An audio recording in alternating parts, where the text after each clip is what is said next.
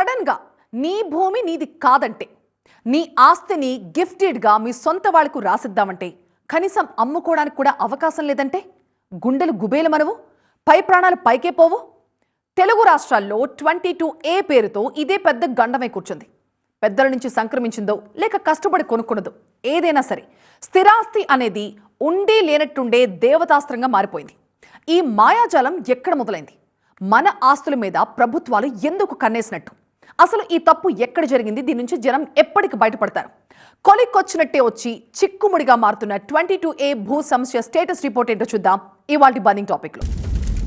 నచ్చినింటిని కొనుక్కుని down payment చేసి agreement రాయించుకుని రిజిస్ట్రేషన్ కోసం చలాన్ కూడా కట్టి స్లాట్ బుక్ చేసుకుని తీరా సబ్ రిజిస్ట్రార్ ఆఫీస్కి వెళ్తే దగా పడ్డావు పో అని ఆఫీసర్లు వెక్కిరించి వెనక్కి పంపిస్తే, ఎక్కడో మారుమూల గ్రామంలో కాదు, భాగ్యనగరం నడిబొడ్డు నుండే పేరు మోసిన కాలనీలోని ఇటువంటి చేదు అనుభవాలు కోకొల్లలు. నెలలు గడుస్తున్నా రిజిస్ట్రేషన్ కాక ఇచ్చిన డబ్బులు తిరిగి వెనక్కి రాక అనుభవిస్తున్న ఈ మానసిక క్షోభ ఒక్కరిది కాదు, లక్షల మందిది. స్థిరాస్తి అనే మాటకే కొత్త అర్థాన్ని చెప్తున్న 22A భూతాన్ని తరిమికొట్టడానికి 2 తెలుగు రాష్ట్రాల్లో ప్రభుత్వాలు కంకణం కట్టుకున్నాయి. కానీ ఇలా కంకణం కట్టుకున్నంత మాత్రాన పనైపోతుందన్న భరోసాలైతే ఈ 22A పీడితులకి లేవుగాక లేవు. ప్రజలకి కొంతమందికి ఇబ్బంది కలిగిన మాట వాస్తవం. దానికి నేను వారందరికీ కూడా నా పక్షాన సారీ చెప్తున్నాను. ఎవరితోనైనా దగా పడితే ప్రభుత్వానికి చెప్పుకుంటాం, కానీ ప్రభుత్వమే తప్పైపోయింది సారీ అని లెంపలేసుకుంటే ఎవరికి చెప్పాలి? తెలిసి జనాన్ని కష్టాల్లో తోసేసిన ప్రభుత్వ యంత్రాంగమే దిద్దుబాటు చేస్తాం బేఫికర్ అని భుజం తట్టాల్సిన పరిస్థితి. చిరు ఉద్యోగి 100 గజాలు 110 గజాలు దాని రిజిస్ట్రేషన్ కి నేను ఏదో ట్రాన్సాక్షన్ కోసం అమ్ముకోవటానికి పోతే నా ప్రాపర్టీ నిషేధిత జాబితాలో ఉందని, పాపం తను అనే దాంట్లో న్యాయం ఉంది. తను 6 కాలం కష్టపడి సంపాదించుకున్న ఆ ప్రాపర్టీలో తను పూర్తి సర్వాక్కులో ఉన్నా అనుకున్న టైంలో ప్రభుత్వం దాని నిషేధిత జాబితాలో ఉన్నదన్నప్పుడు డెఫినెట్ గా తను పానిక్ పోయే దాంట్లో అర్థం ఉంది. ఎప్పటికైనా అంతో ఇంతో స్థిరాస్తి కొనుక్కోవాలన్న కళని నిజం చేసుకోవడానికి జీవితం అంతా కష్టపడి పోగు చేసుకున్న సొత్తు పరాధీనమైతే, ఆల్రెడీ కొనుక్కున్న 2 గదుల ఇంట్లో 1/2 సెంటు భూమి మనది కాదు అని తెలిస్తే, అమ్ముకోవడానికి వీల్లేదని తెలిస్తే 22A ఈ కష్టం పగవాడికి కూడా రాకూడదు. నువ్వు కొనుక్కోవాలనుకున్న ప్రాపర్టీ 22A అంటే ల్యాండ్ సీలింగ్ యాక్ట్ లో చిక్కుకుపోయిందని, బ్లాక్ లిస్ట్ లోంచి ఇప్పుడిప్పుడే బయటికి రాదని చేతులెత్తేస్తున్న సందర్భాలు తెలుగు రాష్ట్రాల్లో ఒక పెద్ద భూ సంక్షోభంగా మారాయి. ఎవరికి చెప్పుకోవాలో తెలియక లబోదిబోమంటున్నారు రైతులు, భూ యజమానులు. ప్రభుత్వాలు మారాయి, కొత్త మంత్రులు భరోసానిచ్చారు, కొనుక్కున్న భూమి ఎక్కడికి పోదని హామీ ఇచ్చారు, అధికారుల్ని ముళ్ళుగర్రతో అదిలించి దిద్దుబాటు చేస్తామంటున్నారు. కానీ పరిష్కారం మాత్రం కనుచూపు మేరలో లేదా? మీరు కొనుక్కున్న భూమి ఏదైనా కారణం చేత 22Aలో పడి ఉంటే, మీరు కొనుక్కున్న భూమి ఏడికి పోదు, 1 ఇంచు కూడా ఏదికి పోదు. భరోసా ఇస్తున్నా, మీ భూమి మీకు అధికారులతో మాట్లాడి మీరు రిజిస్ట్రేషన్లు చేసుకున్నట్టు అన్ని ఆదేశాలు ఇస్తా. 1908 నాటి రిజిస్ట్రేషన్ చట్టంలో సెక్షన్ 22A అంటే నిషేధిత భూముల జాబితా అని అర్థం. సెక్షన్ 22A ప్రకారం ప్రభుత్వ, అసైన్, దేవాదాయ, వక్ఫ్, అటవీ, సీలింగ్ భూములు, కోర్టు జప్తులో ఉన్న ప్రాపర్టీస్ ని మాత్రమే నిషేధిత ఆస్తుల జాబితాలో చేర్చాలి. ఇలా బ్లాక్ లిస్ట్ లో చేరిన ఆస్తులన్నీ మళ్లీ రిజిస్ట్రేషన్ చేసుకోవడానికి వీలు ఉండదు. కానీ కొన్ని ప్రైవేట్ భూములు పొరపాటున ఈ జాబితాలో చేరి వాటి రిజిస్ట్రేషన్లు కూడా ఆగిపోయాయి. అసలు ఎలా జరిగింది పొరపాటు? ఎవరిని నిందించాలి? అర్బన్ ల్యాండ్ సీలింగ్, ఈనాం, అసైన్డ్, భూదాన్, చెరువు శిఖం, బఫర్ జోన్ల సర్వే నెంబర్లలో ప్రైవేటు పట్టా భూములు కలిసిపోవడంతో ఈ సమస్య ఏర్పడింది. రెవెన్యూ రికార్డుల ప్రక్షాళన టైంలో పాత డాక్యుమెంట్లని మాత్రమే ప్రాతిపదికగా తీసుకోవడంతో కొత్త లావాదేవీలు చెల్లుబాటు కాకుండా పోయాయి. కానీ ఈ పొరపాటే అమాయకుల పాలిట గ్రహపాటుగా మారింది. చట్ట ప్రకారం కొనుగోలు చేసిన భూములు కూడా నిషేధిత జాబితాలో చేరిపోయి దాని నుంచి వెనక్కి తీసుకోలేక వేలాది మంది యజమానులు ఇబ్బందులు పడుతున్నారు. తెలంగాణలో అయితే హైదరాబాద్, మేడ్చల్, రంగారెడ్డి, సంగారెడ్డి జిల్లాల నుంచి మొత్తం 750కి పైగా 22A పై ఫిర్యాదులు వచ్చాయి. బాధితులకి క్షమాపణ చెప్పారు మంత్రి పొంగులేటి. ఉన్నత స్థాయి కమిటీ వేసి రెవెన్యూ, రిజిస్ట్రేషన్ శాఖల సమన్వయంతో రికార్డుల్ని తిరగతోడి న్యాయబద్ధమైన భూములని 22A నుంచి తొలగిస్తామని ప్రభుత్వం నుంచి హామీ అయితే దొరికింది. టోల్ ఫ్రీ నెంబర్ 1800-5994-788 ఇచ్చి కంప్లైంట్ బాక్స్ తెరిచారు. కానీ ఈ చిక్కుముడి ఎప్పటికీ వీడుతుందన్న క్లారిటీ అయితే లేదు. ఏదైనా బిల్డింగ్ అసైన్ ల్యాండ్ లో కట్టిందో ప్రభుత్వ భూమిలో కట్టిందో అని తెలిస్తే వాటి వైపు చూసే ధైర్యం కూడా చేరు కొనుగోలుదారులు. డాక్యుమెంట్స్ అన్ని పక్కాగా ఉండే ప్రాపర్టీస్ కనుక పూర్తిగా నమ్మి అడ్వాన్స్ ఇచ్చి అగ్రిమెంట్ రాయించుకుంటారు. ప్రాపర్టీ పక్కా లీగలే కదా అని బ్యాంకులు కూడా కళ్ళు మూసుకుని లోన్లు ఇవ్వడానికి ముందుకొస్తాయి. కానీ రిజిస్ట్రేషన్ దగ్గర కథ అడ్డం తిరుగుతోంది. ఇది కొనేవాళ్ల పరిస్థితి. అమ్ముదామనుకునే వాళ్ళ పరిస్థితి ఇంకా ఘోరాతి ఘోరం. నమ్మి గుండెల్లో దాచుకున్న లక్షల విలువైన స్థిరాస్తి సడన్ గా జీరో వాల్యూకి పడిపోతే బతుకులు ఆగమైపోతున్నాయి. చెయ్యని తప్పుకి మాకెందుకే శిక్ష అని బోరుమంటున్నారు 22A బాధితులు. తప్పు జరిగింది ఏ ప్రభుత్వంలోనైనా పరిష్కరించాల్సింది మాత్రం ఇప్పుడున్న ప్రభుత్వాలేగా. మా స్థిరాస్తి సేఫ్ జోన్ లో ఉందా, రిస్క్ లో ఉందా తెలుసుకునే అవకాశమైనా ఇవ్వండి మహాప్రభు అంటూ సగటు 22A బాధితుడు వేడుకుంటున్నాడు. ఎందుకంటే కనీసం అప్డేట్ అయిన 22A ప్రాపర్టీ లిస్టు కూడా అందరికీ అందుబాటులో లేదు. సర్వే నెంబర్లున్నా సరైన సమాధానం చెప్పట్లేదు అధికారులు. అందుకే బ్లాక్ లిస్ట్ లో ఉన్న భూముల జాబితాను ప్రకటించాలంటూ కోర్టుకెక్కారు విజిల్ బ్లోయర్లు. పిటిషన్లు విచారించి తెలంగాణ ప్రభుత్వాన్ని అలర్ట్ చేసింది హైకోర్టు. 22A గందరగోళంపై వైఖరి చెప్పాలంటూ నోటీసులు పంపించింది. రిజిస్ట్రేషన్ శాఖ వెబ్సైట్ లో లిస్టు కనిపించట్లేదన్న పిటిషనర్ల గోడని వినాలని ప్రభుత్వాన్ని మందలించింది కూడా. దాని ఫలితమే తెలంగాణ సర్కార్లో పెరిగిన ఈ దూకుడు. మరి ఏపీలో 22A పరిస్థితి ఏంటి? అక్కడి ప్రభుత్వం ఏం చర్యలు తీసుకుంటున్నట్లు? పరిష్కారం అయిపోయింది. ఏంటి, కలెక్టర్ గారు దానం చేశారు, అయిపోయింది, పరిష్కారం అయిపోయింది.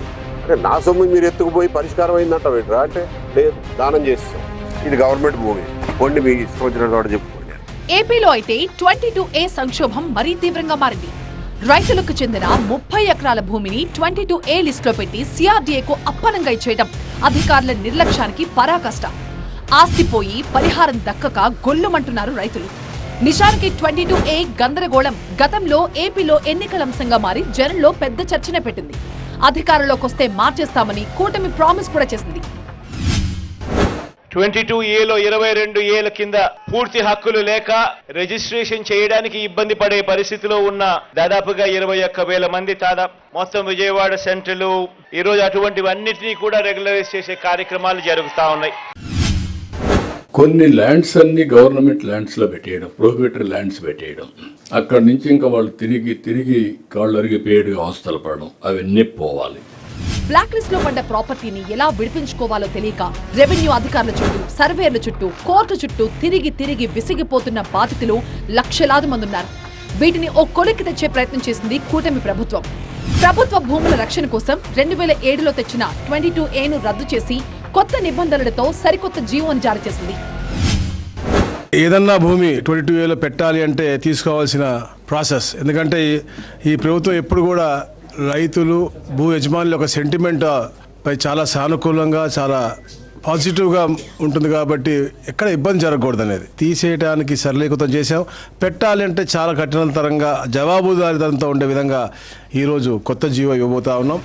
మాన్యువల్ ఎంక్వైరీని పూర్తిగా నిషేధించడం, ప్రతి వారం వెబ్ ల్యాండ్ డేటాబేస్ తో సింక్రనైజ్ చేయడం, నిషేధిత ఆస్తుల వివరాలన్నింటినీ ఓపెన్ డొమైన్ లో ప్రజలకి అందుబాటులో ఉంచడం, ఇదంతా రెగ్యులర్ ప్రాసెస్ కాబోతోంది. 22A జాబితాలో భూమిని చేర్చడం లేదా తొలగించే అధికారం RDO లేదా సబ్ కలెక్టర్కే ఉంటుంది. ఏదైనా భూమిని 22Aలో చేర్చాలంటే ముందుగా యజమానికి నోటీస్ ఇవ్వాలి. విచారణ జరిపిన తర్వాతే స్పీకింగ్ ఆర్డర్ ఇవ్వాలి. భూమి ప్రభుత్వానిదని నిరూపించాల్సిన బాధ్యత కూడా అధికారులపైనే ఉంటుంది. 22A భూముల అభ్యంతరాల పరిష్కారానికి ప్రత్యేక విధానం రూపొందింది. 15 రోజుల్లో ఫైళ్లు పరిశీలించి 60 రోజుల్లో పెండింగ్ ఫైల్స్ పూర్తి చేయాలి. ఆధారాలు లేని 22A ఎంట్రీలపై సంబంధిత అధికారులపై చర్యలు తీసుకోవాలి. ఇటు 22A రికార్డుల ప్రక్షాళన కోసం ప్రత్యేక యాప్ డెవలప్ అవుతోంది. సో ఏపీలో కొత్త భూముల్ని నిషేధిత జాబితాలో చేర్చాలన్నా, 22A జాబితాలో చిక్కుకున్న పాత ఆస్తులు తొలగించాలన్నా ఈజీ అవుతుంది. కానీ అమలులో అధికారులు చూపే చిత్తశుద్ధి మీదే 22A చిక్కుముడి ఆధారపడింది. తెలంగాణలో 22A గందరగోళం ఎవరి పాపం, ఏ ప్రభుత్వ నిర్లక్ష్య ఫలితం అనేది ఒక ఎడతెగని చర్చ. కొందరు పనిగట్టుకుని కొన్ని బడా రియల్ ఎస్టేట్ కంపెనీల్ని గుప్పిట్లో పెట్టుకోవడం కోసమే 22A అనే లూప్ హోల్ ని విచ్చలవిడిగా వాడుకున్నారని, పెద్ద మొత్తంలో ముడుపులు తీసుకున్నారని తీవ్రమైన అభ్యంతరాలైతే ఉన్నాయి. కానీ పెద్దలు ఆడారంటున్న ఈ గద్దల గేమ్లో ఏ పాపం తెలియని సామాన్యులు మూల్యం చెల్లించుకోవాల్సి రావడమే ఇక్కడ దురదృష్టకర అంశం. సర్వే నెంబర్ అయితే 370-71లో 35 ఎకరాలు ఉంది. 35 ఎకరాల్లో 1 to 2 గుంట అసలు పేరు కనబడుతుంది, అది కూడా లీగల్గా అమ్మేశారు. ఈ రోజు ఆ 35 ఎకరాలు మొత్తం బ్లాక్ చేసి పెట్టారు. నిషేధిత జాబితాలో ఎవరిని పెడతారు? గవర్నమెంట్ ల్యాండ్ పెడతారు. నువ్వు 100 ఎకరాలలో 10 ఎకరాలు గవర్నమెంట్ ల్యాండ్ ఉన్నా కూడా మరి 100 ఎకరాలు 22A పెడుతున్నావు. దాని మతలబేంది? మరి రైతులు ఏం కావాలి? వాళ్ళ తాతలు ముత్తాతలు జీవనం సాగించారు. వీళ్ళ భవిష్యత్తు మొత్తం అక్కడే ఉంది. వాళ్ళ పిల్లలు మునిమనుమలు వచ్చి ఉన్నారు కానీ మరి సమస్య తీరలేని పరిస్థితి అంది. గవ్వే కాగితాలు పట్టుకొని మరి కార్యాలయాల చుట్టూ తిరుగుతున్నారు. కాంగ్రెస్ ప్రభుత్వం వచ్చాక ఒక్క సెంటు భూమిని కూడా 22A చేర్చలేదు అని రెవెన్యూ మంత్రి ఓపెన్ గా ప్రకటించేశారు. అలాగని సమస్య నుంచి దూరంగా పారిపోవడం లేదని పరిష్కారం చూపెట్టే తీరుతామని మాటిచ్చారు. ఆ దిశగా ఎక్సర్సైజ్ కూడా షురూ చేసింది. నెలాఖరులోగా ఫలితం కనిపించేలాగా డెడ్ లైన్ కూడా పెట్టుకుంది. ఎవరు టెన్షన్ పడక్కర్లేదు. 22లో న్యాయమైన మీవి ప్రభుత్వ భూములు కాకుండా ఉన్నాయో వాటన్నిటినీ కూడా ఈ ప్రభుత్వం విత్ ఇన్ షార్ట్ స్పెల్లోనే ఆ 22A నుంచి తీసేయటం జరుగుద్ది. ఉద్దేశపూర్వకంగా ఈ ప్రభుత్వం అధికారులు కానీ ఈ ప్రభుత్వం కానీ చేయలేదు. పొరపాటు జరిగిన మాట వాస్తవమని చెప్పాను. ఈ పొరపాటుని యుద్ధ ప్రాతిపదిక మీద ఎవరికి నష్టము కష్టము కలగకుండా చేయాలి అని ఆదేశాలు ఇచ్చాము. జరుగుతుంది. అసైన్డ్ భూముల పక్కన పేదల భూముల్ని ఎలా కలుపుకుంటారు? సారీ చెప్తే సరిపోదు. 22A ముసుగు తన్ని భూదందాలకు పాల్పడ్డ వాళ్లు బయటికి రావాల్సిందే అంటూ సౌండ్ ఇస్తున్నాయి అపోజిషన్ పార్టీలు. నిషేధిత జాబితాలో పెట్టి వెనక్కిచ్చే ప్రాసెస్ వెనుక 30% కమిషన్ దోపిడీ జరుగుతోందని ఆరోపిస్తోంది బీఆర్ఎస్. 8 నెలల్లో 1 కోటి ఎకరాలకు పైగా 22A బ్లాక్ లిస్ట్ లో పెట్టారని ప్రజా వ్యతిరేకతను జడుసుకుని ఇప్పుడు భుజాలు తడుముకుంటోందనేది బీఆర్ఎస్ అభియోగం. బీఆర్ఎస్ హయాంలో కూడా కొన్ని నిషేధ జాబితాలో భూములు ఉన్నాయి కదా, అప్పుడు కూడా ఉన్నాయి కదా. ఇప్పుడు ఒక లెక్క పత్రం ఉండే, ఇట్లా అడ్డగోలుగా అన్ని భూములు పెట్టి మొత్తం దోసుకోవాలని చెప్పి లేని లిటికేషన్లు పెట్టి పిలిపించుకోవడం, మాట్లాడడం. నువ్వు 100 కోట్లు ఇస్తావా, 500 కోట్లు ఇస్తావా, లేకపోతే 30% ఇస్తావా, లేవట 30% ఇస్తావా, లేకపోతే మొత్తం డబ్బులు ఇస్తాను పక్క జరిపో, ఇవన్నీ దందలు నడుస్తూ ఉన్నాయి. రెవెన్యూ వ్యవస్థ అనేది ఆంధ్రప్రదేశ్ ప్రభుత్వంలో కూడా ఇట్లాంటి ఘోరాలు జరగలే. ధరణి పోయినా ప్రభుత్వ ధోరణి మారడం లేదని రేవంత్ సర్కార్ని టార్గెట్ చేస్తోంది బీజేపీ. భూ దొంగలు ఎలా తయారయ్యారో చెప్పడానికి బొమ్మరాజుపేట ఉదంతం ఒక్కటి చాలదా అని ప్రశ్నిస్తోంది. 22A అక్రమాలపై సిజేఐ, సిబిఐ, ఈడీకి లేఖ రాస్తామంటూ మరో అడుగు ముందుకేసింది కమలం పార్టీ. హైదరాబాద్ చుట్టుపక్కల లక్షల కోట్ల విలువైన భూముల్ని ఆనాడు కేసీఆర్ ఏమో ల్యాండ్ పుల్లింగ్ బయట తీసుకుంటున్నాడు, కొన్ని అక్రమానే తీసుకున్నాడు డెవలప్మెంట్ మీద. ఇవాళ ఈ ప్రభుత్వం మాత్రం మొత్తమే తీసుకొని రియల్ ఎస్టేట్ బ్రోకర్ అనుకుంటున్నాడు రేవంత్ రెడ్డి గారు. ఇవాళ ప్రభుత్వమే రియల్ ఎస్టేట్ బ్రోకర్లుగా మారిపోయిన పరిస్థితి చూస్తూ ఉన్నాం. దుర్మార్గాలు, అక్రమాల మీద లోతైన అధ్యయనం చేస్తాం. ప్రజా ఉద్యమాలు మాత్రమే కాదు, ఈ దేశంలో చట్టం ఉంది, న్యాయం ఉంది. ఆ చట్టాన్ని, న్యాయాన్ని అమలు చేసే ఏజెన్సీలు ఏవైతున్నాయో వాటికి కాంప్లైంట్ చేసే ప్రయత్నం చేస్తాం. రేవంత్ రెడ్డి ఇల్లు కూడా నిషేధిత జాబితాలోనే ఉందని, సీఎం పరిస్థితి ఇలా ఉంటే సామాన్యుల పరిస్థితి ఏంటని ప్రశ్నిస్తోంది. తెలంగాణలో మొత్తం ఎన్ని ఆస్తులు నిషేధిత జాబితాలో ఉన్నాయో శ్వేతపత్రం రిలీజ్ చేయాలన్న డిమాండ్లు కూడా వినిపిస్తున్నాయి. రేవంత్ రెడ్డి కూడా నిషేధిత జాబితాలకు వచ్చింది. ఈ ప్రభుత్వం ఎట్లుంది అంటే గుడ్డెద్దు చేనులో పడ్డట్టుంది. వీళ్ళు సర్కారు నడుపుతలేరు, సర్కస్ నడుపుతున్నారు వీళ్ళు. రేవంత్ రెడ్డి కూడా నా ఇల్లు నిషేధిత జాబితాలో పడ్డది, నాది తొలగించగలరని అప్లికేషన్ పెట్టిండా మీ సేవలో పోయి? మరి ప్రజలు ఎందుకు పెట్టాలి? ఈ ప్రజలు ఎందుకు ఆఫీసుల చుట్టూ తిప్పుతున్నావు? చేసిన తప్పు నీది, తప్పును సరిదిద్దాల్సిన బాధ్యత కూడా నీదే. విపక్షాల విమర్శలకు మంత్రి పొంగులేటి కూడా ఘాటుగానే కౌంటర్ ఇస్తున్నారు. గజం ప్రైవేటు భూమికి ఆటంకం కలిగించబోమని భరోసానిస్తున్నారు. 22Aని బూచిగా చూపి అక్రమాలకు పాల్పడితే ఎంతటి వారిపైనైనా కఠిన చర్యలు తప్పవని హెచ్చరించారు. పొలిటికల్ బ్లేమ్ గేమ్ ఇలా ఉంటే గ్రౌండ్ లెవెల్లో పబ్లిక్ లో మాత్రం పీక్స్ కి చేరింది 22A ఫిగర్. ఉద్యోగి 100 గజాలు 110 గజాలు దాని రిజిస్ట్రేషన్ కి నేను ఏదో ట్రాన్సాక్షన్ కోసం అమ్ముకోవటానికి పోతే నా ప్రాపర్టీ నిషేధిత జాబితాలో ఉందని. పాపం తను అనే దాంట్లో న్యాయం ఉంది. తను 6 కాలం కష్టపడి సంపాదించుకున్న ఆ ప్రాపర్టీలో తను పూర్తి సర్వాక్కులో ఉన్నా అనుకున్న టైంలో ప్రభుత్వం దాని నిషేధిత జాబితాలో ఉన్నదన్నప్పుడు డెఫినెట్ గా తను ప్యానిక్ పోయే దాంట్లో అర్థం ఉంది. మీరు కొనుక్కున్న భూమి ఏదైనా కారణం చేత 22Aలో పడి ఉంటే మీరు కొనుక్కున్న భూమి ఏడిపోదు, 1 ఇంచు కూడా ఏదిపోదు. భరోసా ఇస్తున్నా, మీ భూమి మీకు అధికారులతో మాట్లాడి మీరు రిజిస్ట్రేషన్లు చేసుకున్నట్టు అన్ని ఆదేశాలు ఇస్తారు.